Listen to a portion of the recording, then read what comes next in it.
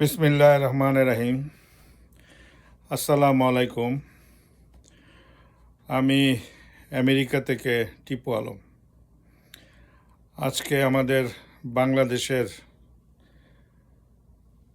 বেগম খালেদা জিয়া, বিএনপির চেয়ারপারসন এবং বাংলার মা, আপসী নেত্রী, ওনার জন্য আপনাদের কাছে দোয়া চাইছি। আপনারা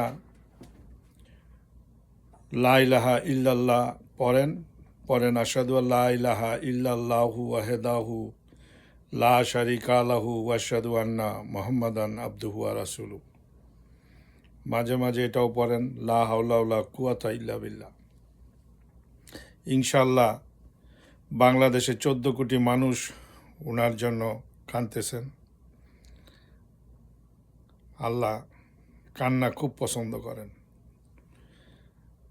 অবশ্যই কারো না কারো দোয়া আল্লাহ হয়তো বা কবুল করবে। উনি হয়তো বাসায় ফেরত যাবেন, আবার সুস্থ হবেন। আমি দোয়া করি যে উনি যেন দেখে যায় বাংলাদেশের নির্বাচনটা সুষ্ঠু হয়েছে এবং আমরা ভোট দিতে পেরেছি, যার জন্য উনি বিগত বহু দিন কষ্ট করেছেন, জেল খেটেছেন। এবং আমি আরও বলবো, আজকে এই অসুস্থতার কারণ দুইটা। একটা হইল শেখ হাসিনার ওনার উপরে অত্যাচার, এবং আপনারা হয়তো জানেন না যে কিভাবে অত্যাচারটা করে। আপনাকে যখন বন্দি করে রাখা হয়, আপনি যখন বাথরুমে যান, তখন ওই বাথরুমের মধ্যে ইলেকট্রিক সেট করা থাকে। যেই ইলেকট্রিকের কারণে মানুষের লিভার, কিডনি, ফুসফুস এগুলি নষ্ট হয়ে যায়, কিন্তু এটার কোনো সাক্ষী থাকে না। এই কাজগুলি এরশাদ সাহেব করতো, এটা আমরা তখন দেখেছি, তাই বললাম আপনাদেরকে। এবং দ্বিতীয় কারণ, ওনার এত শরীর খারাপ হয়ে যাওয়ার, ডক্টর ইনু সাহেব দয়া করে ফেব্রুয়ারিতে নির্বাচন দেন, দিয়ে সরে পড়েন।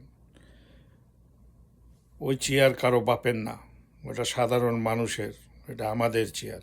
আমরা যাকে ভোট দিব সে যায় ওইখানে বসবে। এইটা করতে হাজার হাজার বাচ্চারা প্রাণ দিছে, আর আজকে আপনি টাল্টিবাল্টি করতেছেন। আজকে পর্যন্ত আপনি নির্বাচনের তফসিল ঘোষণা করেন নাই। আপনার উদ্দেশ্য যদি ভালো হইতো তাহলে আপনি কিন্তু তফসিল ঘোষণা করে দিতেন। দয়া করে তফসিল ঘোষণা করেন। সেনাবাহিনীর প্রধানকে অনুরোধ করব, ভাই আপনি অসুস্থ মানুষ, আপনি বিপদে পড়েন না। এর আগে প্রিভিয়াস যে এরশাদ সাহেব থেকে শুরু করে এদের ইতিহাসগুলি দেখেন, ভালো হইব আপনার জন্য, সুস্থ লাইফ হবে। আমার ভিডিও যদি আপনার পছন্দ হয়, দয়া করে এই ভিডিওটা আরেকজনের শুনতে দেন, দেশের কাজে আসতে পারে।